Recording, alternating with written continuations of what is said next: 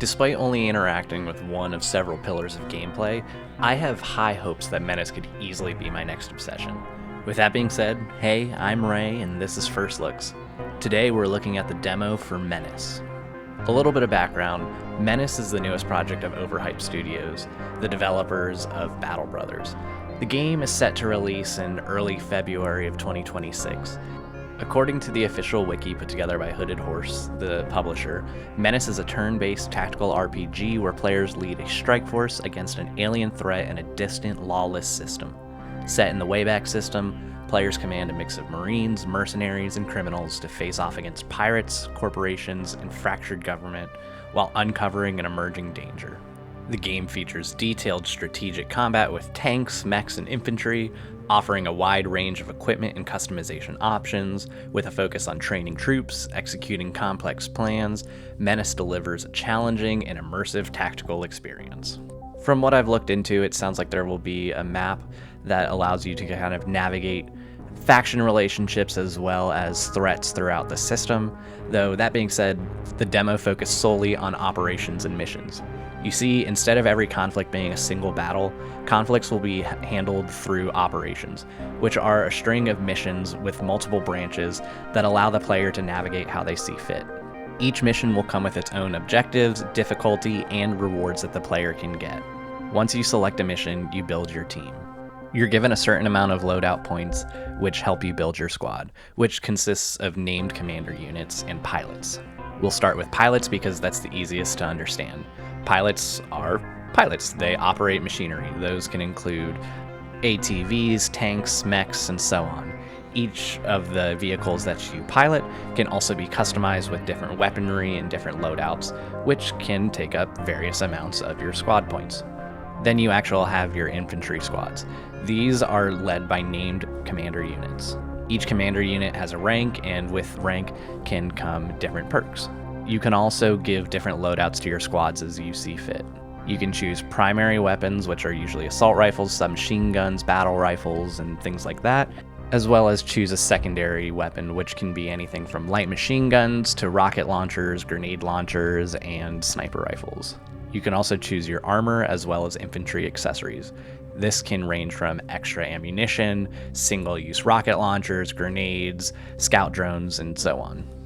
Every selection you make costs a certain amount of loadout points, and these points scale depending on how many squad members you have, because you can deploy squads with as few as 3 members, so the named merc, as well as 2 squaddies, which are also named but can be named by you, up to 9 squad members in total, so 8 additional squaddies.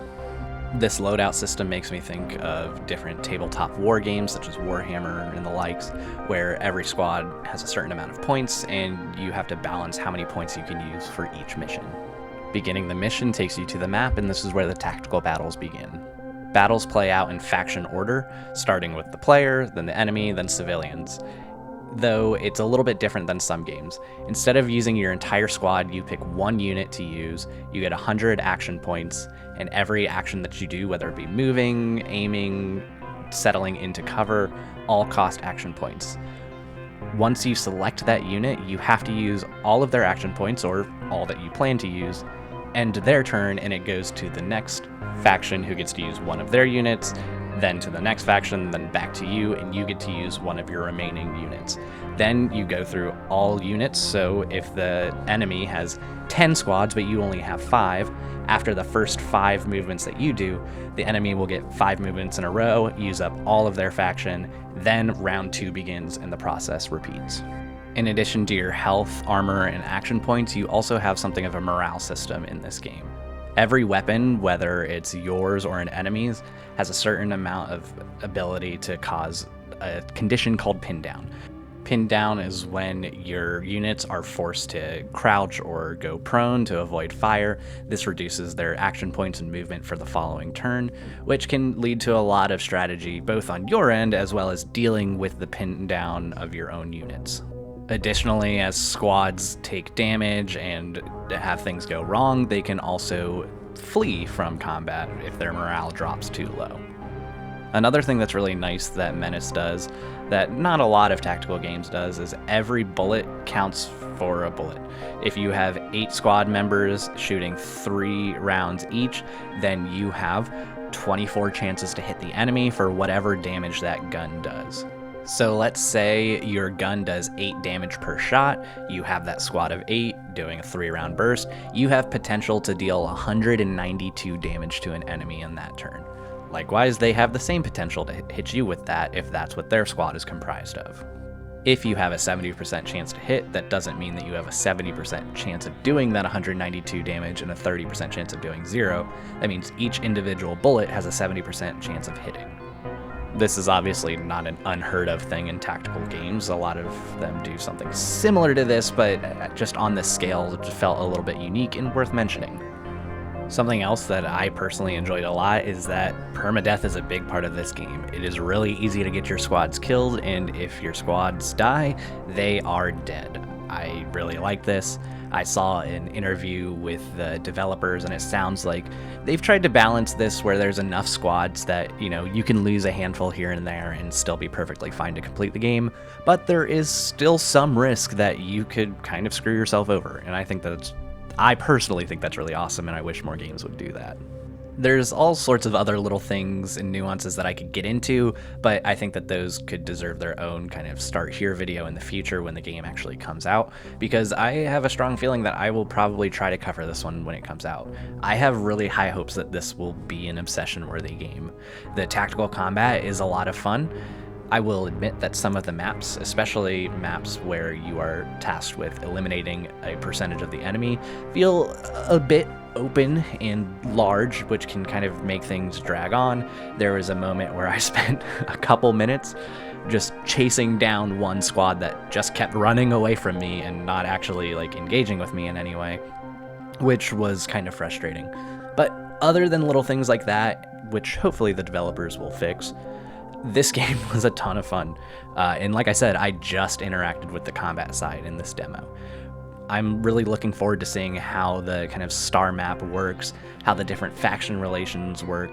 It sounds like there will be a lot of kind of RNG in this game that can really affect every playthrough feeling completely unique in and of itself. And like I mentioned, this was a game developed by Overhype Studios, which made Battle Brothers, which despite not personally playing, from everything I looked into, this studio knows how to make obsession-worthy games that keep you coming back for dozens upon dozens of playthroughs. I also want to kind of briefly mention that some of the inspirations that they've named in that interview that I talked about earlier was things like Alien and that kind of analog future aesthetic, which I'm a huge fan of when it comes to sci-fi things. They also mentioned games like, obviously, XCOM is a huge inspiration, but also things like Jagged Alliance, which I just played Jagged Alliance 3, which the obsession video for that should be actually releasing in the next couple weeks. I just finished that up, so look forward to that. All that to be said, with an extremely strong pedigree from the developers, a really fun demo that showcased some really in-depth combat, a lot of systems that I haven't gotten a chance to explore that sound a lot of fun, inspirations that I personally like. I'm just really looking forward to Menace, and think that this could easily be an obsession-worthy title as long as something isn't fumbled at the very end of development, which I truly do not see happening. So I'm really excited about this one, but I'm curious what your thoughts are. Does this look interesting? Have you already kind of been keeping your eye on this game? Do you think it's something that you'll be interested in getting when it comes out? Let me know your thoughts. But regardless, I hope to see you again soon, and until then, I hope you have a great rest of your day, and I hope that you know that you truly matter in this world. Take care.